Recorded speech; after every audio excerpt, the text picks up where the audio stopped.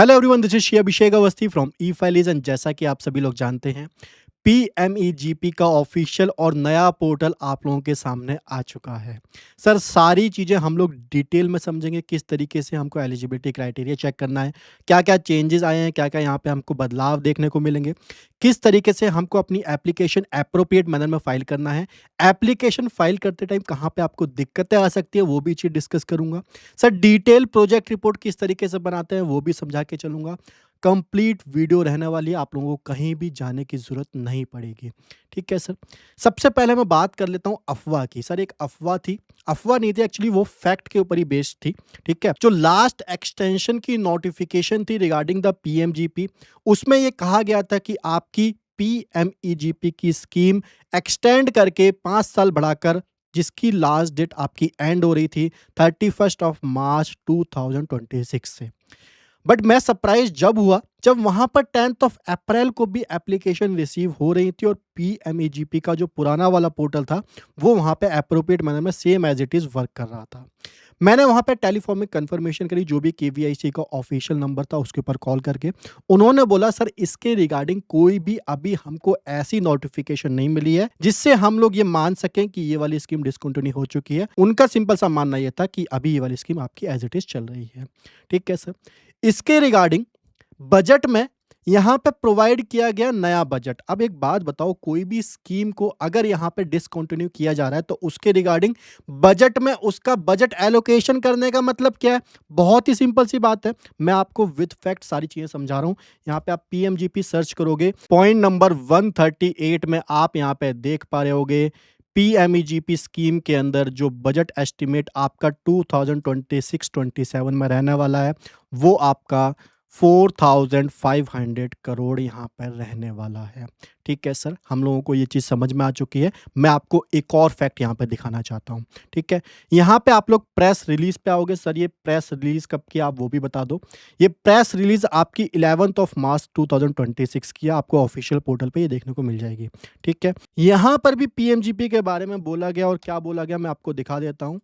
यहाँ पे उन्होंने सिंपली जो हिस्टोरिकल डाटा था उसके ऊपर बात करी कि 87 लाख जॉब जो है वो जनरेट करी गई। बट यहाँ पे इन्होंने बहुत सारी चीज़ें हाईलाइट भी करी हैं कि ये जो आपकी 50 लाख की सीलिंग वाली लिमिट है ना, अभी तक ये मैक्सिमम है मैन्युफैक्चरिंग यूनिट के केस में, तो इसको बढ़ा देना चाहिए। और ये जो 40 to 50% बैंक रिजेक्शन रेट है, इसको थोड़ा-सा आप सही करिए, एंड यहाँ पे जो लोन की एक्सटेंशन है उसकी दर आप लोग यहाँ पे बढ़ा के चलिए। ठीक है? यहाँ पे वही सारी बातें बोली गई हैं, सिंपली आपको रिवाइज़ करने के लिए कहा गया है। यहाँ पे जो प्रोजेक्ट रिपोर्ट थी, मैक्सिमम लिमिट 50 लाख थी, उसको यहाँ पे बढ़ाने के लिए बोला गया है, अभी तक नहीं बढ़ा है। ठीक है? इसके अलावा एक और इम्पोर्टेंट पॉइंट मैं आपको पढ़ाना चाहता हूँ। पीएमजीपी के एलिजिबिलिटी क्राइटेरिया के अंदर बोला गया है अभी तक खाली जो इंडिविजुअल है वो यहाँ पे लोन अप्लाई कर सकते हैं। बट यहाँ पे कमेटी ने रिकमेंडेशन दी है कि सर आप प्रोप्राइटर के अलावा यहाँ पे पार्टनरशिप फर्म और अदर बिजनेस फॉर्म, जैसे कि कंपनी के अंदर भी तो छोटी कंपनी हो सकते हैं। अल्टीमेटली आप छोटे व्यवसाय करने वाले को यहाँ पे फाइनेंशियल सपोर्ट दे रहे हो, तो उसके अंदर तो पार्टनरशिप फर्म भी हो सकती है, एलएलपी भी हो सकती है। तो यहाँ पे कमेटी ने रिकमेंडेशन दिया है कि आप लोग ये चेंजेस करिए पीएमजीपी के अंदर। ठीक है? और ये कोलेटरल फ्री लोन वगैरह थे तो हमने पढ़ ही लिया था। इसके अलावा पीएमजीपी का सिंगल विंडो पोर्टल बनाइए। ठीक है? कितनी चीज़ें प्रैक्टिकली अडॉप्ट होती हैं वो हम लोग आगे चल के देखेंगे। बट अभी तक यहाँ पे मेजर चेंज नहीं आया है। अभी भी यहाँ पे इंडिविजुअली जो है वो यहाँ पे लोन अप्लाई कर सकता है। ठीक है? ये कमेटी की खाली रिकमेंडेशन है। बट इसके अंदर भी सेम वर्डिंग यहाँ पे जो बजट वाली थी आप लोग देख सकते हैं, 4500 करोड़ यहाँ पे 26-27 के लिए यहाँ पे बजट एलोकेशन, बजट एस्टिमेशन रखा गया है। ठीक है सर? अब मैं लेके चलता हूँ इनकी पुरानी वेबसाइट पर। देखो, सारी चीज़ें डिटेल में रहती हैं तो आराम से वीडियो को देखते रहिए, सारे क्वेश्चन आप लोगों के क्लियर होते चलेंगे। सर, पुरानी वेबसाइट कौन-सी थी? kviconline.gov.in। यहाँ पे आपको देखने को मिलेगा आपका जो पीएमजीपी का नया पोर्टल है, यहाँ पे आपको इसका लिंक मिल जाता है। ये आपका नया पोर्टल यहाँ पे आपको देखने को मिलता है। ठीक है सर? यहाँ पे जो इनका फाइनेंशियल डाटा है, स्टैट है, वो आपको लोगों को देखने को मिल जाता है। इन्होंने एआई फीचर भी ऐड ऑन किया है। बहुत ही अच्छी बात है, इसको भी हम लोग देख के चलेंगे। एक आध क्वेश्चन हम लोग इससे भी पूछेंगे। बट सबसे पहले हम यहाँ पे एफएक्यूज़ देख लेते हैं, बिकॉज़ इसके अंदर काफ़ी सारे क्वेश्चन जो हैं वो हमारे क्लियर हो जाते हैं। सबसे मेन और इम्पोर्टेंट चीज़ क्या है? सर, यहाँ पे कौन-सा पर्सन एलिजिबल है पीएमजीपी स्कीम के अंदर? ठीक है? ये मैं थोड़ा-सा ज़ूम कर देता हूँ, फिर इसके ऊपर हम लोग डिस्कस करते हैं। इसको आप लोग देख के चलिए। सबसे पहला पॉइंट बोला गया, any individual above 18 year of the age. मतलब सबसे पहली कंडीशन है उसकी उम्र 18 साल से ज़्यादा होनी चाहिए और वो इंडिविजुअल होना चाहिए। There will be no income ceiling for the assistance for the setting up the project under the PMEGP. ज़रूरी नहीं है उसकी कोई एग्जिस्टिंग यहाँ पे इनकम हो। वो भले ही ₹0 कमाता है, तो अभी वो यहाँ पे पीएमजीपी लोन के लिए एलिजिबल है, वो यहाँ पे अप्लाई कर सकता है। For setting up the project cost above ₹10 lakh in the manufacturing sector, मतलब मैन्युफैक्चरिंग सेक्टर के केस में एंड बिजनेस के केस में ये आपकी 5 लाख की हो जाती है। इस केस में आप यहाँ पे 8th स्टैंडर्ड पास होने चाहिए। बहुत ही प्यारी और बहुत ही सिंपल सी कंडीशन है, आप लोगों के इसके अंदर कोई भी दिक्कत नहीं आनी चाहिए। ठीक है। अगली कंडीशन बोल रही है assistance under the scheme is available only for the new project. क्या सर एग्जिस्टिंग वालों को यहाँ पे लोन नहीं दिया जाएगा? नहीं दिया जाएगा, इस स्कीम के अंदर नहीं दिया जाएगा। मुद्रा वगैरह है, आप लोग उस स्कीम के अंदर जाके अप्लाई कीजिए, कोई भी दिक्कत नहीं है। ठीक है सर। यहाँ पे फिर क्या बोला गया एग्जिस्टिंग यूनिट के बारे में, कोई कंफ्यूजन नहीं रहनी चाहिए। एग्जिस्टिंग यूनिट के बारे में बोला गया इंक्लूडिंग द यूनिट अंडर पीएमआरवाई, मुद्रा, आरईजीपी और एनी अदर स्कीम जिसने ऑलरेडी यहाँ पे कोई भी स्कीम के अंदर सब्सिडी अवेल करी है, उसको यहाँ पे स्कीम के अंदर लोन नहीं दिया जाएगा, वो यहाँ पे नॉट एलिजिबल है। ठीक है सर। और फर्दर अगर कोई कंडीशन है तो यहाँ पे उसको कंप्लाई करना पड़ेगा for the application of the PMGP. ठीक है sir. How can I apply for the online? Simply यहाँ पे कैसे तरीके से आपको अप्लाई करना है वो मैं अभी गाइड करके चलूंगा, उस तरीके से प्रैक्टिकल मैनर में आपको ये चीज़ ज़्यादा समझ में आएगी। ठीक है। How can I find support और हेल्प ड्यूरिंग द एप्लीकेशन? यहाँ पे सिंपली बोला गया आपको पीएमजीपी पोर्टल के ऊपर यहाँ पे nearest state office of the KVIC और डीआईसी केवीआईबी जो भी आपके नियरेस्ट पड़ता है, उसको यहाँ पे आपको एड्रेस प्रोवाइड होता है, नंबर प्रोवाइड होता है, आप लोग वहाँ पे अपनी बात कम्युनिकेट कर सकते हैं। कोई भी हेल्प लोन के रिगार्डिंग आप लोग वहाँ पे ले सकते हैं। अगली इंपॉर्टेंट पॉइंट यहाँ पे आता है सर, आपको कौन कौन से डॉक्यूमेंट यहाँ पे सबमिट करने होते हैं। सर हमको यहाँ पे फोटो सबमिट करनी होती है, आधार सबमिट करना होता है, पैन सबमिट करना होता है, मोबाइल नंबर सबमिट करना होता है, बैंक डिटेल। यहाँ पे बैंक डिटेल सर कौन सी वाली? खाली आपको बैंक जो आपका नियरेस्ट वाला है यूनिट के, वो आपको प्रोवाइड करना होता है। ऑलरेडी अकाउंट है, अकाउंट नंबर वगैरह जरूरी नहीं है आप वो वाला प्रोवाइड करो, कोई सा भी आप यहाँ पे प्रोवाइड कर सकते हो, खाली आपको बैंक और उसका आईएफएससी कोड प्रोवाइड करना होता है। ठीक है सर। क्वालिफिकेशन डिटेल आपको यहाँ पे प्रोवाइड करनी है। इसके अलावा कास्ट सर्टिफिकेट। अच्छा मुझे एक बात बताओ, कास्ट सर्टिफिकेट हर केस में नहीं सर, अगर आप स्पेशल कैटेगरी में फॉलो करते हो बिकॉज उस केस में आपको सब्सिडी ज़्यादा मिलती है, उस केस में आपको कास्ट सर्टिफिकेट प्रोवाइड करना है। स्पेशल कैटेगरी सर्टिफिकेट भी प्रोवाइड करना है whenever required. Rural area certificate sir ये भी प्रोवाइड करना है अगर आप रूरल एरिया में फॉलो करते हो। Detail project report. सर मैं बात करूँ ना, सबसे मोस्ट इंपॉर्टेंट डॉक्यूमेंट आपको लोन मिलेगा या नहीं मिलेगा इसके ऊपर बेस्ड होता है। आपकी जितनी अच्छी प्रोजेक्ट रिपोर्ट, आपको यहाँ पे लोन सैंक्शन होने के चांसेस उतने ज़्यादा हैं। किस तरीके से बनती है वो भी गाइड करके चलूँ, कोई भी दिक्कत वाली बात नहीं है। Education EDP skill development training certificate आपको यहाँ पे अपलोड करना है अगर अवेलेबल है तो। Any other applicable document the beneficiary may be required to provide additional document और information as per the requirement prescribed by the MOMSME. ठीक है सर। सो मेनली आपको ये वाले डॉक्यूमेंट जो है वो यहाँ पे अपलोड करने होते हैं जो भी आपके केस में एप्लीकेबल है। ठीक है सर।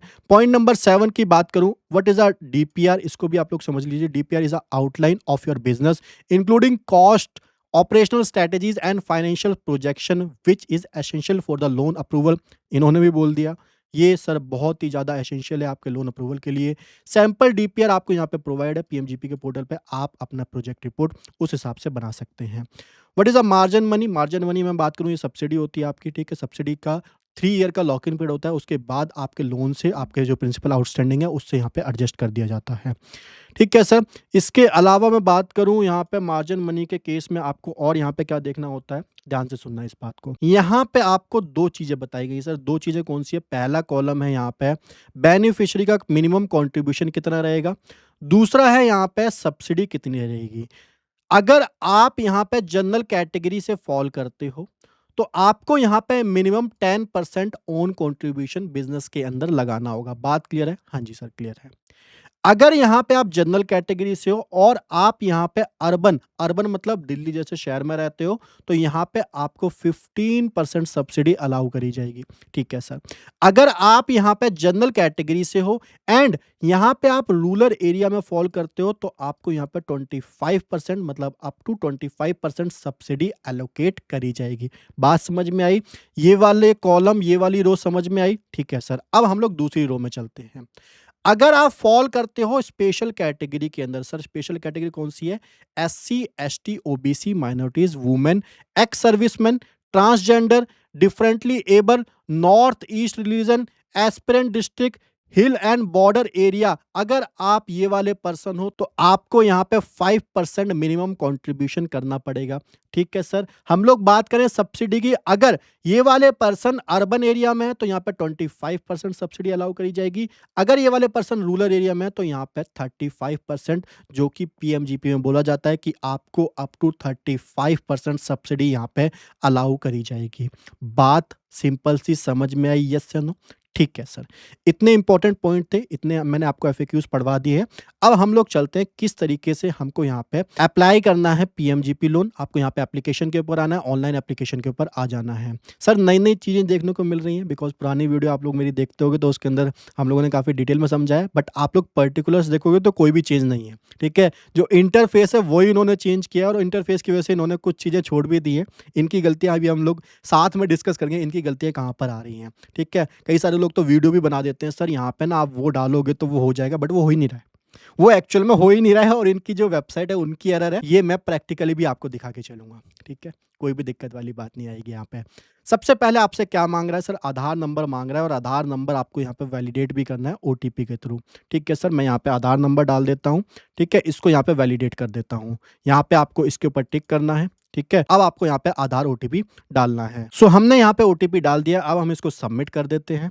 ठीक है? ये हमारा आधार जो है वो यहाँ पे वैलिडेट हो चुका है। सर क्या-क्या आ चुका है? यहाँ पे हमारा सैल्यूटेशन आ चुका है, नेम ऑफ एप्लीकेंट आ चुका है, डेट ऑफ बर्थ भी आ चुकी है, यहाँ पे ऐज भी आ चुका है, जेंडर भी आ चुका है। कमाल की बात है, काफ़ी सारी इन्फॉर्मेशन इसने हमारे आधार से फेच कर ली है। ठीक है? इसके अलावा हमको यहाँ पे क्या डालना है? इसके अलावा हमको यहाँ पे पैन नंबर डालना है। सो हम लोग यहाँ पे पैन नंबर भी डाल देते हैं। ठीक है? इसके बाद हमसे सोशल कैटेगरी पूछ रहा है, तो अगर आपका स्पेशल कैटेगरी है, शेड्यूल कास्ट वगैरह, तो आप लोगों को ये सेलेक्ट करना है। ठीक है? एसटी हो तो एसटी सेलेक्ट करना है, हमारा जनरल है तो हम लोग इसको जनरल सेलेक्ट कर लेते हैं। उसके बाद स्पेशल कैटेगरी हमसे पूछ रहा है तो इसको हम लोगों को नॉट एप्लीकेबल कर देना है। देन फिर आपसे क्वालिफिकेशन पूछता है। ठीक है? इसको हम लोग ग्रेजुएट कर देते हैं। ठीक है? ये वाला पोर्शन हमारा हो चुका है। अब हम लोग आगे चलते हैं। ठीक है? हमारा जो कम्युनिकेशन एड्रेस है वो भी इसने अपने आप ले लिया है। ठीक है? जो भी हमारा एड्रेस था वो इसने यहाँ पे अपने आप ले लिया है। मोबाइल नंबर हमसे मांग रहा है, वो हम यहाँ पे प्रोवाइड कर देते हैं। ठीक है? इसके बाद सेकेंडरी मोबाइल नंबर ऑप्शनल है, आप लोगों को डालना तो डाल दीजिए, अदरवाइज़ कोई दिक्कत नहीं है। इसके बाद हमसे मेल माँग रहा है, तो हम लोग मेल भी डाल देते हैं। ठीक है सर? सो कम्युनिकेशन एड्रेस वाला पॉइंट भी हमारा क्लियर हो चुका है। अब यहाँ पे आपसे एक और चीज़ पूछता है, सर यूनिट एड्रेस क्या आपका सेम है एज़ अ कम्युनिकेशन एड्रेस? अगर ये वाला एड्रेस आपका सेम है, तो आप लोगों को सिंपली यहाँ पे इसके ऊपर टिक कर देना है, आपका सेम एड्रेस यहाँ पे आ जाएगा। ठीक है? बट यहाँ पे मैं अभी के लिए जो यूनिट एड्रेस है वो डिफरेंट सेलेक्ट कर रहा हूँ। उसके पीछे का रीज़न भी अभी आपको समझ में आ जाएगा। बट अभी के लिए मैं यहाँ पे यूपी का एड्रेस ले रहा हूँ जहाँ पे मुझे यूनिट लगानी है। ठीक है? आगरा का हम लोग ले लेते हैं। यहाँ पे हम लोग आगरा डाल देते हैं। ठीक है? म्युनिसिपैलिटीज़ नेम माँग रहा है। ये भी हम लोग डाल देते हैं। ये जो एलजीडी कोड है ये आपका ऑटोमेटिकली यहाँ पे आ जाता है। ठीक है? पिन भी आ जाता है और यूनिट जो है वो भी यहाँ पे आ जाती है, रूरल है या फिर अर्बन एरिया में है। ठीक है सर? ये आपका हो चुका है यूनिट एड्रेस। अब आपसे यहाँ पे पूछ रहा है इम्प्लीमेंटिंग एजेंसी। सर कितनी इम्प्लीमेंटिंग एजेंसी है? केवीआईसी, डीआईसी, केवीआईबी और सीओआईआर। ठीक है? तो हमारा केवीआईसी है, केवीआईसी हम लोग सेलेक्ट कर लेते हैं। जो भी नियरेस्ट पड़ता है आपका वो आप लोग यहाँ पे सेलेक्ट कर लीजिए। ठीक है? ये मैंने सेलेक्ट कर लिया है यहाँ पर। इसके बाद आपसे पूछ रहा है प्रोजेक्ट इन्फॉर्मेशन, मैन्युफैक्चरिंग यूनिट है या फिर सर्विस यूनिट है? हमारे केस में मैन्युफैक्चरिंग यूनिट है। इसके बाद आपसे पूछ रहा है क्या आपने ईडीपी ट्रेनिंग करी है? अभी हम लोगों ने नहीं करी है तो हम इसको सिंपली नो कर देते हैं। देन आपसे यहाँ पे सेलेक्ट इंडस्ट्री और एक्टिविटी पूछता है। ठीक है? यहाँ पे आपको एनआईसी कोड वगैरह है, उससे यहाँ पे फाइंड आउट कर लेना है। इसकी पूरी लिस्ट आपको मिल जाती है। ये पूरी लिस्ट है, तो हम लोग सॉफ्ट ड्रिंक का बिजनेस यहाँ पे करेंगे। सो हम लोग फाइंड आउट कर लेते हैं। हमारा जो एनआईसी कोड है वो यहाँ पे ये आ रहा है 11045। ठीक है? इसको हम दूसरे तरीके से ही फाइंड आउट कर सकते हैं। यहाँ पे आपका एनआईसी कोड जो है सबकी लिस्ट आ जाती है। सो यहाँ पे आप डिवीज़न सबसे पहले सेलेक्ट कर सकते हैं। सो मैन्युफैक्चरिंग ऑफ फूड प्रोडक्ट है, ये बीवरेज है। ठीक है? इसके अंदर आ जाता है, ये आपका 1105 आ जाता है। अब आपको यहाँ पे सेलेक्ट करना है जो भी पर्टिकुलर आप यहाँ पे बिज़नेस करने वाले हो। सो हम ये वाला सेलेक्ट कर लेते हैं, इसको हम लोग यहाँ पे सेलेक्ट कर लेते हैं। हमारी जो इंडस्ट्री और एक्टिविटी थी वो भी यहाँ पे आ चुकी है, आप लोग यहाँ पे देख पा रहे हो। ठीक है सर? कोई भी दिक्कत यहाँ तक? कोई भी दिक्कत नहीं। अब आ जाते हैं हमारे प्रोजेक्ट रिपोर्ट वाले थोड़े से पोर्शन पे। देखो सर, यहाँ पे कैपिटल एक्सपेंडिचर पूछ रहा है। कैपिटल एक्सपेंडिचर सिंपल सा पॉइंट है, जितना भी फिक्स एसेट्स आप यहाँ पे परचेज़ करने वाले हो। सर बिल्डिंग में कोई भी कंस्ट्रक्शन का पैसा लगने वाला है, सर कोई प्लांट एंड मशीनरी परचेज़ करनी है, सर फर्नीचर वगैरह में कॉस्टिंग आनी है, सर कंप्यूटर वगैरह परचेज़ करना है, आपका कैपिटल एक्सपेंडिचर में आएगा। Sir day to day operational के लिए हमको यहाँ पे बिज़नेस में पैसा चाहिए, ठीक है? हमको यहाँ पे वेजेस पे करने होते हैं, सैलरी पे करनी होती है, रेंट पे करना होता है। डेटर से जो पैसा ना वो थोड़ी-सी लेट आता है, जिसकी वजह से ऑपरेटिंग साइकिल पे इफ़ेक्ट पड़ता है। वो डे टू डे ऑपरेशन पे इफ़ेक्ट ना पड़े, दैट्स व्हाई हमको यहाँ पे वर्किंग कैपिटल लोन की भी रिक्वायरमेंट रहेगी, ठीक है? तो हम लोगों को टोटल यहाँ पे जो कैपिटल एक्सपेंडिचर है वो यहाँ पे 7,50,000 का करना है। जो वर्किंग कैपिटल लोन के लिए हमको अप्लाई करना है वो यहाँ पे 2,50,000 का करना है, ठीक है? ये आपकी टोटल प्रोजेक्ट कॉस्ट हो चुकी है। इसका बाइफरफिकेशन कैसे करना है मैं आपको प्रोजेक्ट रिपोर्ट में अभी अच्छे से समझाऊँगा, ठीक है? टोटल कितनी यहाँ पे वैल्यू आ रही है, कितनी आपकी प्रोजेक्ट कॉस्ट आ रही है, 10 लाख की यहाँ पे आपकी प्रोजेक्ट कॉस्ट आ रही है, ठीक है? कितने लोगों को आप रोज़गार दोगे, तो हम 5 लोगों को यहाँ पे रोज़गार देंगे। इसके बाद हम लोग आ जाते हैं यहाँ पे, हमको बैंक जो है वो सिलेक्ट करना है। लेट एज्यूम दैट हम लोग यहाँ पे आईडीबीआई सिलेक्ट कर लेते हैं, ठीक है? उसके बाद आपको यहाँ पे जो आईएफएससी कोड है वो यहाँ पे सिलेक्ट करना है, तो हमारा ये वाला है, ये वाला हमने सिलेक्ट कर लिया है। अब यहाँ पे एक जो एरर आ रही है, दिल्ली वाले केस में अभी तक मैंने फाइंड आउट करी है, किसी अदर स्टेट में भी, किसी अदर लोकेशन पे भी हो सकता है। ध्यान से सुनना एरर क्या आ रही है। एरर ये आ रही है कि यहाँ पे जैसे ही आप सेलेक्ट बैंक आईएफएससी कोड करते हो दिल्ली वाले केस में, तो आपको यहाँ पे ऑप्शन ही नहीं मिलता है, कोई भी आपका यहाँ पे बैंक शो ही नहीं होता है। ये प्रॉब्लम आ रही है इस वेबसाइट के अंदर। अगर कोई इसका रिप्रेजेंटेटिव देख रहा है वीडियो तो जल्दी से जल्दी चेंज कर दीजिए। अदरवाइज़ जितने भी यहाँ पे पर्सन है जो इफ़ेक्ट हो रहे हैं इस चीज़ से, वो यहाँ पे ग्रीवेंस रेज़ कर दें। यहाँ पे आप लोग इसका स्क्रीनशॉट लेके ग्रीवेंस रेज़ कर सकते हैं। दिल्ली वाले केस में आपको यहाँ पे बैंक सेलेक्ट करने का, आईएफएससी कोड सेलेक्ट करने का ऑप्शन नहीं मिल रहा है। बैंक तो सेलेक्ट कर सकते हैं, आईएफएससी कोड यहाँ पे सर्च नहीं हो रहे हैं। ये इसके अंदर अभी तक एरर आई है। हो सकता है पोर्टल अभी न्यू है, इसके अंदर चेंजेस हो रहे हों। प्रोबेबली जल्दी ये भी ठीक हो जाएगा, ठीक है? अल्टरनेटिव फाइनेंस बैंक भी आप लोग यहाँ पे सेलेक्ट कर सकते हो, सो हम लोग पीएनबी सेलेक्ट कर लेते हैं, ठीक है? यहाँ पे आप लोग फाइंड आउट कर सकते हो, ये हमारा पंजाब नेशनल बैंक है। इसका फिर आईएफएससी कोड भी आप लोग सेलेक्ट कर सकते हो, ये हमने सेलेक्ट कर लिया है। ये आप लोग यहाँ पे इस तरीके से इसको फिल अप कर सकते हो। देन आपको यहाँ पे अदर इन्फॉर्मेशन प्रोवाइड करनी होती है। Want to avail CGT MSC scheme, बिल्कुल इसके अंदर आपको कोलैटरल वगैरह जो है वो यहाँ पे प्रोवाइड नहीं करना होता है, ठीक है? देन आप लोगों से पूछता है एट लास्ट आप लोगों ने इसके बारे में कहाँ से सुना है? अगर आप लोगों ने यूट्यूब वगैरह से सुना है तो आप लोग यहाँ पे सोशल मीडिया कर सकते हैं, ठीक है सर? देन आप लोगों को यहाँ पे टिक कर देना है, देन इसको येस कर दीजिए। ये आपका पार्ट है यहाँ पे कंप्लीट हो चुका है, ठीक है? यहाँ पे आपके लॉगिन क्रेडेंशियल वगैरह हैं जो वो आपके रजिस्टर्ड मोबाइल नंबर जो आपने डाला है उसके ऊपर भेज दिए जाते हैं, ठीक है सर? ये आपका पार्ट है यहाँ पे कंप्लीट हो चुका है, ठीक है? लॉगिन क्रेडेंशियल जो है वो आपके मोबाइल नंबर पे भेज दिए गए हैं। पार्ट बी को किस तरीके से फिल अप करना है, पार्ट 2 को किस तरीके से फिल अप करना है, अभी हम लोग सीख के चलेंगे, ठीक है? इसको हम लोग फिलहाल के लिए ओके कर देते हैं। सो यहाँ पे आपको यूजर आईडी, पासवर्ड डालना है, कैप्चा डालना है, देन यहाँ पे आपको लॉगिन कर लेना है। देन आप लोगों से यहाँ पे बोलता है, आपको यहाँ पे वेरिफिकेशन जो मेथड है उसको यहाँ पे चूज़ करना है। आप मोबाइल नंबर के ओटीपी के थ्रू भी वेरीफाई कर सकते हैं, अदरवाइज़ ईमेल आईडी के ओटीपी के थ्रू भी इसको वेरीफाई कर सकते हैं, ठीक है? सो हम लोग ईमेल आईडी के ओटीपी के थ्रू इसको वेरीफाई करते हैं, इसको हम लोग कंटिन्यू कर देते हैं। यहाँ पे हम ओटीपी डाल देते हैं, देन आपसे एक बार पासवर्ड रीसेट करने के लिए बोलता है, ठीक है सर? इसको हम लोग अभी के लिए ओके कर देते हैं, ठीक है? ओल्ड पासवर्ड जो भी हमारे पास आया है वो हम लोगों को यहाँ पे डाल देना है, ठीक है? इसके बाद हम लोगों को जो भी न्यू पासवर्ड बनाना है वो हम लोग यहाँ पे फिल अप कर देते हैं। देन हम लोग इसको रीसेट कर देते हैं। पासवर्ड हमारा चेंज हो चुका है सक्सेसफुली। देन हम लोगों ने जो नया पासवर्ड बनाया उससे दोबारा यहाँ पे हमको लॉगिन करना है। देन फिर से आपका ये वेरिफिकेशन मांगता है, ठीक है? आप लोग किस तरीके से उसको वेरीफाई करना चाहते हैं। मतलब मैं एक बहुत ही प्यारी सी चीज़ यहाँ पे ऐड ऑन करना चाहता हूँ कि आप यहाँ पे ईज़ीएस्ट वे बना रहे हैं एमएसएमई को यहाँ पे बेनिफिट प्रोवाइड करने का, तो ये वे है आपका, ठीक है? जो अगर नॉर्मल पर्सन अप्लाई करना चाहे तो वो बिल्कुल नहीं कर सकता है। वो बार-बार ओटीपी यहाँ पे डाले, फिर पासवर्ड बनाए, फिर रीसेट करे, फिर लॉगिन करे, फिर वेरीफाई करे। मतलब इतनी इंटरनेशनल लेवल की जो सिक्योरिटी आपने लगाई है फॉर सिंपलिसिटी के नाम पे, ये तो आप लोगों को ही पता होगा आपका इसके पीछे कारण क्या रहने वाला है, ठीक है? तो सिंपली मैं इसको ईमेल आईडी के थ्रू, बिकॉज़ मेरे को तो समझाना है, लोगों को अवेयर करना है, एजुकेट करना है, दैट्स व्हाई मैं यहाँ पे सारी चीज़ें उनको डिटेल में समझा रहा हूँ। देन फिर हम लोग इसको कंटिन्यू कर देते हैं। देन आप लोगों को यहाँ पे डीपीआर के ऊपर आ जाना है, ठीक है?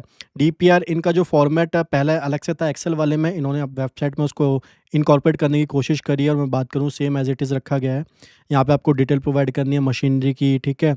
अदर कैपिटल एक्सपेंडिचर भी प्रोवाइड कर सकते हैं, बट इसका जो आउटकम आता है वो सही तरीके से आ पाता है, नहीं आ पाता है। पहले तो नहीं आ पाता था, अब पता नहीं आ पाता, नहीं आ पाता, और ये काफ़ी कॉम्प्लेक्स है, ठीक है? इसको फिल अप करने में, अगर आप फिल अप करना चाहते हैं तो कोई ख़ास चीज़ें हैं नहीं, आप लोगों को सिंपली जो भी आपकी सेल्स वगैरह रहने वाली है, उसकी डिटेल यहाँ पे प्रोवाइड करनी है, ठीक है? उसके बाद जो भी आपके एक्सपेंडिचर रहने वाले हैं, वो यहाँ पे आपको प्रोवाइड करने हैं, कितने परसेंटेज रहेंगे, उसके हिसाब से आपकी ये प्रोजेक्ट रिपोर्ट है। कुछ इन्फॉर्मेशन आपको जो एंटरप्रेन्योर का बैकग्राउंड वगैरह है and summary of proposed project है, ये आपको प्रोवाइड करना होता है, ठीक है सर? मैं बात करूँ इसके बाद आपको यहाँ पे स्कोर कार्ड जो है उसको फिल अप करना होता है। सो अब आपका यहाँ पे स्कोर कार्ड जो है वो यहाँ पे ओपन हो जाता है, यहाँ पे आपसे कुछ क्वेश्चन किए जाते हैं, ये आपका ऑटोमेटिकली आ जाता है, जो भी आपकी एज यहाँ पे एप्लीकेशन में फाइंड आउट हुई थी, ठीक है? 6 नंबर आपको इसके मिल जाते हैं। देन फिर आपसे यहाँ पे नंबर ऑफ डिपेंडेंसी पूछ रहा है, सर कितने परसेंट डिपेंडेंट है? हमारे केस में अप टू 3 मेंबर है, सो यहाँ पे हमको 2 मार्क्स जो हैं वो अलॉट कर दिए जाते हैं, ठीक है सर? ओइंग अ हाउस और पेरेंटल हाउस है, हमारा खुद का घर नहीं है, तो हम इसको सिलेक्ट कर लेंगे, हमको यहाँ पे 2 नंबर और एलोकेट कर दिए जाएँगे। सर अब आप लोग यहाँ पे एक चीज़ पूछोगे, सर अब यहाँ पे अपलोड डॉक्यूमेंट का भी ऑप्शन कहीं-कहीं दिखा रहा है। देखो ये ऑप्शनल है, मैंडेटरी नहीं है। अगर आप लोग अपलोड करना चाहते हो, अपने जो एलिजिबिलिटी है उसको और स्ट्रॉन्ग करना चाहते हो, तो आप लोग यहाँ पे डॉक्यूमेंट जो है वो यहाँ पे अपलोड कर सकते हो, ठीक है सर? सो हम लोग यहाँ पे पिछले 2 से 5 साल के बीच में रह रहे हैं, तो 3 नंबर हमको यहाँ पे एलोकेट कर दिए जाएँगे। हमने एजुकेशन अपनी प्रोवाइड करी थी एप्लीकेशन के अंदर, तो 4 नंबर हमको ऑटोमेटिकली मिल चुके हैं। देन हम लोग बात करें इस लाइन के अंदर हमको कितना एक्सपीरियंस है, तो लेस देन 1 ईयर है, तो इसको हम लोग यहाँ पे सेलेक्ट कर लेते हैं, 3 नंबर हमको यहाँ पे मिल जाते हैं। Any other source of income including a family, हाँ जी, है हमारी any other source of income भी है। देन फिर हमसे पूछ रहा है असिस्ट फॉर इनकम टैक्स, बिल्कुल है, यहाँ पे आईटीआर जो है आप अपनी अपलोड कर सकते हैं, ठीक है। देन हम लोग बात करें लाइफ इंश्योरेंस पॉलिसी है या फिर नहीं है, हमारे केस में नहीं है, तो यहाँ पे हमको कोई भी नंबर नहीं मिलेगा। रिलेशनशिप विद लैंडिंग बैंक, जिससे आप लोन लेने जा रहे हो, उस वाले बैंक से आपका कहीं भी किसी भी ब्रांच में रिलेशनशिप कितने साल तक का है, सो हमारे केस में यहाँ पे 1 to 3 ईयर है, तो हम लोग इसको सेलेक्ट कर लेते हैं। बैंक पासबुक के जो फ्रंट पेज होता है आप लोग यहाँ पे अपलोड कर सकते हो, ठीक है सर। उसके बाद क्रेडिट हिस्ट्री आपसे पूछ रहा है, सिबिल वगैरह स्कोर कैसा है आपका, वेरी गुड है, सेटिस्फैक्ट्री है, तो हमारा सेटिस्फैक्ट्री है, इसको हम लोग सेलेक्ट कर लेते हैं। लोकेशन एडवांटेज कैसा है, अवेलेबिलिटी ऑफ रॉ मटेरियल वगैरह ईजिली मिल जाते हैं, हाँ जी, यहाँ पे मिल जाते हैं, कोई भी दिक्कत यहाँ पे नहीं रहती है। स्किल सर्टिफिकेशन वगैरह तो हमारे केस में है हमारे पास, इसको हम लोग येस कर देते हैं। Marketing type for the sale of product हमारे केस में है, हम लोग इसको येस कर देते हैं। Line of activity manufacturing case में 5 नंबर आपको वैसे ही मिल जाते हैं, ठीक है sir. Registered with government authority, आपके पास जीएसटी लाइसेंस वगैरह है, तो आप लोग येस करोगे तो आपको यहाँ पे 5 नंबर एलोकेट कर दिए जाएंगे, ठीक है। उद्यम वगैरह होना चाहिए, जीएसटी वगैरह होना चाहिए, तभी कहते हैं जब भी आप नया बिजनेस सेटअप करें तो ये वाले रजिस्ट्रेशन आपको कहीं ना कहीं बेनिफिट प्रोवाइड करते ही हैं। रीपेमेंट पीरियड आपका कितना रहने वाला है, हमारा 5 साल के अंदर हम लोग रीपे कर देंगे लोन, ठीक है। एलिजिबल डॉक्यूमेंट आप लोग यहाँ पे डीपीआर जो है वो अपलोड कर सकते हो, ठीक है सर। एम्प्लॉयमेंट जनरेशन कितने एम्प्लॉई हमारा ऑटोमेटिकली आ जाता है। एवरेज डीएससीआर ये आपका प्रोजेक्ट रिपोर्ट के अंदर बना करता है, हमारा 1.5 से 2 के बीच में रहेगा, तो हम लोग इसको सिलेक्ट कर देते हैं। कोलैटरल सिक्योरिटी कवरेज हमारा सीजीटी एमएससी के अंदर कवर्ड है, इसको हम लोग टिक कर देते हैं। देन हम लोग यहाँ पे एक बार चेक कर लेते हैं, सर हमारे जो मार्क्स हैं वो टोटल यहाँ पे कितने हैं, ठीक है।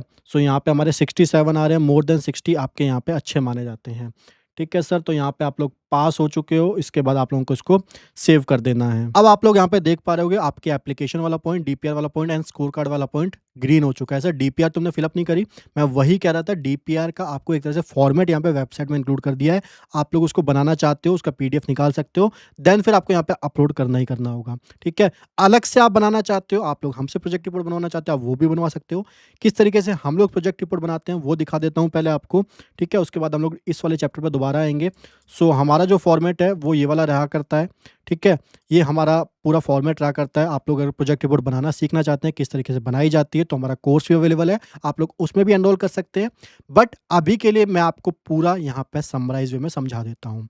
सर सबसे पहले एग्जीक्यूटिव समरी आती है, आपका आने वाले सालों में इंक्रीमेंट ऑफ सेल कितना रहेगा, हमारा 12% रहेगा, तो हमने यहाँ पे 112% यहाँ पे फॉर्मूला सेटअप है, हम लोगों ने यहाँ पे फिल कर दिया है। सर कॉस्ट का इंक्रीमेंट किस रेट से होगा, 7% से होगा। 12% हमारा इंक्रीमेंट इन सेल आएगा एंड 7% हमारा इंक्रीमेंट इन कॉस्ट आएगा बिकॉज ऑफ द इन्फ्लेशन, ठीक है सर। हम लोग बात करें नॉर्मली जो टर्म लोन के ऊपर इंटरेस्ट रेट रहता है वो हम लोगों ने यहाँ पे फिलअप कर दिया है। Interest rate on working capital loan हम लोगों ने यहाँ पे फिलअप कर दिया है। आप लोग ये क्वेश्चन मत करना सर क्या बैंक इसी रेट पे हमको लोन प्रोवाइड करेगा, ये आपका प्रोजेक्टेड रेट है, ठीक है? एक्चुअल नहीं है, प्रोजेक्टेड रेट है। प्रोजेक्टेड क्या होता है? जो कि नॉर्मल मार्केट में चलता है। बिज़नेस लोन के लिए 10 टू 12% चलता है, तो हमने ऑन एवरेज 11% ले लिया है। सेंसिटिविटी भी हमने 5% का यहाँ पे फॉर्मूला सेटअप कर रखा है। इसके बाद यहाँ पे आपकी बेसिक डिटेल जाती है, जो भी एंटिटी का नेम है, कॉन्स्टिट्यूशन है, प्रमोटर्स का नेम है, रजिस्टर एड्रेस वगैरह, ये आपकी जो भी बेसिक इन्फॉर्मेशन होती है, ये सारी आपकी जाती है। इसके अंदर शॉर्ट एनालिसिस भी बनना करता है। क्या यहाँ पे आपकी स्ट्रेंथ रहने वाली है, क्या वीकनेस है बिज़नेस की, क्या अपॉर्चुनिटी है, क्या थ्रेट्स है मार्केट के अंदर। ठीक है सर? हम लोग प्रोजेक्ट कॉस्ट के ऊपर आ जाते हैं। सिंपली मैंने फॉर्मेट के अंदर सारी चीज़ें इनकॉर्पोरेट कर दी है। आप लोग यहाँ पे 7,50,000 की प्लांट एंड मशीनरी परचेज करने जा रही है। ये वाली वैल्यू हम लोगों ने यहाँ पे फिल अप कर दी है। ठीक है? फर्नीचर हमको परचेज करना नहीं है। अगर आप लोगों को परचेज करना है तो ये सारा आपका यहाँ पे टर्म लोन के अंदर आ जाता है। ठीक है सर? इसमें से आपका जो भी प्रमोटर कंट्रीब्यूशन रहेगा, जो कि हमारा 10% आपको मिनिमम रखना ही पड़ता है। ठीक है? As per the condition. ठीक है? हम लोगों ने यहाँ पे 10% 1 लाख यहाँ पे प्रोजेक्ट कॉस्ट का ऑन कंट्रीब्यूशन रख दिया है। सर 750 में से 1 लाख माइनस करेंगे, हम लोग यहाँ पे 6,50,000 टर्म लोन के लिए अप्लाई कर रहे हैं एंड वर्किंग कैपिटल लोन हमारा 250 रहने वाला है। ठीक है सर? ये डिटेल आप लोगों ने जैसे यहाँ पे फिलअप करी, ये ऑटोमेटिकली यहाँ पे सारी बन के आ जाती है। चार्ट वगैरह ऑटोमेटिकली बन जाते हैं। इसके बाद डेप्रिसिएशन का शेड्यूल ऑटोमेटिकली बन जाता है as per the income tax act. यहाँ पे सारे रेट यहाँ पे फिक्स हैं, फॉर्मूला फिट है। आप लोगों का पूरा डेप्रिसिएशन शेड्यूल 7 ईयर का यहाँ पे बन जाता है। 5 ईयर की भी हमारी कोर्स के अंदर यूटिलिटी है, 7 ईयर की भी यूटिलिटी है। आप लोगों को जौन सी यूज़ करनी है आप लोग कर सकते हैं। हम लोग बात करें प्रॉफिटेबिलिटी की, यहाँ पे आपको प्रोजेक्टेड सेल बतानी होती है पहले साल की। उसके बाद जो भी आपकी कॉस्ट लगने वाली है, कितना आप लोग रॉ मटेरियल परचेज करोगे, कितना डायरेक्ट लेबर परचेज करोगे, कितना आपका उसको प्रोसेस करने में, इनपुट को आउटपुट बनाने में जो भी मैन्युफैक्चरिंग ओवरहेड लगने वाला है, उसकी वैल्यू आप लोग यहाँ पे डालते हो। ठीक है सर? देन हम लोग बात करें कोई क्लोजिंग स्टॉक आपका रहने वाला है, एस्टिमेटेड बेसिस पे आप लोगों को यहाँ पे डालना है। ये आपका सीओजीएस आ जाता है। सेल में से सीओजीएस माइनस होकर आपका यहाँ पे ग्रॉस प्रॉफिट आ जाता है। ठीक है सर? हम लोग बात करें उसके बाद आपके यहाँ पे रेंट के एक्सपेंडिचर होते हैं, सैलरी वगैरह के एक्सपेंडिचर होते हैं, मिसलेनियस होते हैं, यूटिलिटी एंड अदर एक्सपेंडिचर होते हैं। ये आप लोगों को एस्टिमेशन बेसिस पे डालने हैं। इसके बाद आपका यहाँ पे EBITDA आ जाता है। सर EBITDA क्या होता है? Earning before interest and tax and depreciation and amortisation आपका यहाँ पे निकल कर आ जाता है। सर डेप्रिसिएशन कहाँ से आता है? यहाँ पे आप लोग आइएगा, आपका पहले साल के अंदर यहाँ पे 1,12,500 यहाँ पे डेप्रिसिएशन आ रहा है। ये ऑटोमेटिकली सेल आपकी यहाँ पे फिलअप हो जाती है। कितनी डिटेल डालनी है? पहले साल की सेल डालनी है, सीओजीएस डालनी है एंड यहाँ पे ऑपरेटिंग एक्सपेंस डालने हैं। आपका पूरा 7 ईयर का डेटा यहाँ पे बन के तैयार हो जाता है। कोई भी दिक्कत नहीं। ठीक है? इंटरेस्ट ऑन टर्म लोन वगैरह आ जाता है। इसमें से आपका डेप्रिसिएशन माइनस होता है, ये ईबीआईटी बचता है। इसके बाद इंटरेस्ट आपका माइनस होता है, ये आपका अर्निंग बिफोर टैक्स बचता है। देन फिर प्रोविजन फॉर टैक्स, यहाँ पे टैक्स जो है वो डिडक्ट हो जाता है। यहाँ पे ये मत बोलना सर एक्चुअल बेसिस पर टैक्स क्यों नहीं कैलकुलेट किया? बिकॉज प्रोजेक्शन के अंदर वी एस्टिमेट दैट कि आपका जो हायर रेट वाला है टैक्स सबसे ज्यादा वो यहाँ पे एप्लीकेबल होगा। देखो हम लोग यहाँ पे टैक्स का हायर रेट एज्यूम करें तो बैंक वालों को कोई भी दिक्कत नहीं आएगी। ठीक है? हम लोग यहाँ पे खर्चे कम दिखा रहे हैं तो उनको दिक्कत आएगी कि भाई प्रॉफिट बढ़ाने के लिए खर्चे कम दिखा रहे हैं, बट हम लोग यहाँ पे हायर रेट दिखा रहे हैं भाई, कोई भी दिक्कत, कोई भी बैंक इसके अंदर ऑब्जेक्शन नहीं रेज करेगा। ठीक है? एजम्पशन मेथड हर प्रोजेक्ट रिपोर्ट के अंदर इंक्लूड रहते हैं, वही यहाँ पे आपकी प्रोजेक्ट रिपोर्ट को और बेहतर बनाते हैं। जितनी एक्यूरेट एजम्पशन मेथड उतनी ही एक्यूरेट आपकी प्रोजेक्ट रिपोर्ट। ठीक है सर? आपका नेट प्रॉफिट आ जाता है, आप लोग देख सकते हो किस तरीके से इंक्रीज हो रहा है। इसका ग्राफिकल रिप्रेजेंटेशन भी आप लोगों के सामने आ जाता है, प्रोजेक्ट रिपोर्ट के अंदर भी आप लोगों को ये मिला करता है। ठीक है सर? ये बैलेंस शीट भी आपकी ऑटोमेटिकली बन के आ जाती है, आप खाली ड्राइंग यहाँ पे मॉडिफाई कर सकते हैं, बाकी सारी चीज़ें ऑटोमेटिकली यहाँ पे आ जाती हैं। कैश फ्लो स्टेटमेंट सर ये भी ऑटोमेटिकली बन जाती है, इसका जो प्रेजेंटेशन है ग्राफिकल वाला भी ऑटोमेटिकली बन जाता है। रीपेमेंट शेड्यूल सर किस तरीके से बना करता है? रीपेमेंट खाली आपका टर्म लोन का बनता है। बैंक वाले ऑब्जेक्शन क्यों नहीं रेज करते हैं? ध्यान से सुनना। वर्किंग कैपिटल लोन की आपको लिमिट प्रोवाइड करी जाती है। ठीक है? टर्म लोन का आपको सिंपली अमाउंट प्रोवाइड करा जाता है। वर्किंग कैपिटल लोन की लिमिट में से आप जितना यूटिलाइज करते हो उसके ऊपर ही आपका यहाँ पे इंटरेस्ट लगा करता है।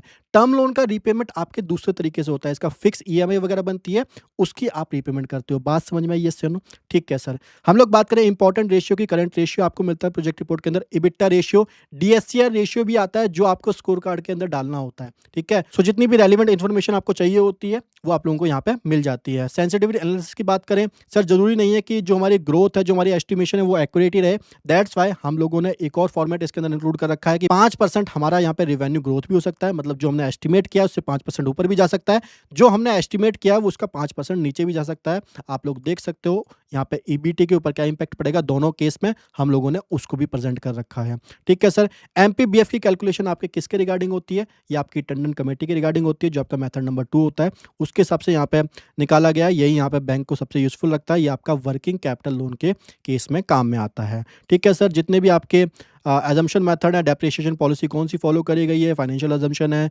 स्टेबिलिटी ऑफ रेगुलेटरी एनवायरनमेंट है, जनरल जो भी बिज़नेस टू बिज़नेस डिफ़र करता है, मशीनरी वगैरह परचेज़ करने जा रहे हो उसकी स्पेसिफ़िक यहाँ पे डिटेल्स यहाँ पे अलग से आपको नोट्स के अंदर मिला करती है। इस तरीके से आपकी एक प्रॉपर मैनर में प्रोजेक्ट रिपोर्ट बना करती है बिज़नेस की एंड यही आपको यहाँ पे अपलोड करनी है। मैं बात करूँ यहाँ पे आप एक क्लिक में इसकी पीडीएफ जनरेट कर सकते हैं एंड आप लोग इसको यहाँ पे प्रिंट निकाल के वहाँ पे अपलोड कर सकते हैं। यहाँ पे बोला गया है जितने भी डॉक्यूमेंट हैं आपके 2 एमबी तक चलेंगे एक्सेप्ट द डीपीआर, डीपीआर आपकी 3 एमबी तक चलेगी। ठीक है सर, यहाँ पे आपको पासपोर्ट साइज़ फ़ोटो अपलोड करनी है, डीपीआर अपलोड करनी है, रूरल एरिया में अगर आप फ़ॉल करते हो तो इसका सर्टिफ़िकेट आपको अपलोड करना है, हाईएस्ट एजुकेशन सर्टिफ़िकेट जो भी है आपको यहाँ पे अपलोड करना है एंड इसको यहाँ पे सेव करके आपको यहाँ पे फाइनल सबमिट कर देना है। ठीक है सर, आपका जो काम है यहाँ पे ख़त्म हो जाता है देन फिर जो केवीआईसी अथॉरिटी है वो यहाँ पे आपकी वेरिफ़िकेशन करती है एप्लीकेशन की, देन उसको फॉरवर्ड करती है बैंक को, फिर बैंक वेरीफ़ाई करता है, फिर आपको लोन सैंक्शन किया जाता है। थोड़ा-सा लेंथी प्रोसेस ज़रूर है, आप लोगों ने देखा, बट मेरा काम है आप लोगों को हर पॉइंट यहाँ पे डिटेल में समझाना, दैट्स व्हाई मैंने सारी चीज़ें आज के सेशन में कवर करी हैं। अगर आप लोगों को ये वीडियो इन्फॉर्मेटिव लगी है तो वीडियो को लाइक करना, कमेंट करना, शेयर करना बिल्कुल भी ना भूलिए। चैनल को सब्सक्राइब करना बिल्कुल भी ना भूलिए। अगर आप लोग प्रोजेक्ट रिपोर्ट बनाना सीखना चाहते हैं देन डिस्क्रिप्शन में लिंक अवेलेबल है, आप लोग वहाँ पे एनरोल कर सकते हैं एंड अगर आप लोगों को प्रोजेक्ट रिपोर्ट बनवानी है देन डिस्क्रिप्शन में नंबर अवेलेबल है, आप लोग टीम से कॉन्टैक्ट कर सकते हैं। Thank you so much guys, ऐसे ही हँसते रहिए, मुस्कुराते रहिए, ख्याल रखिए। Bye bye, take care.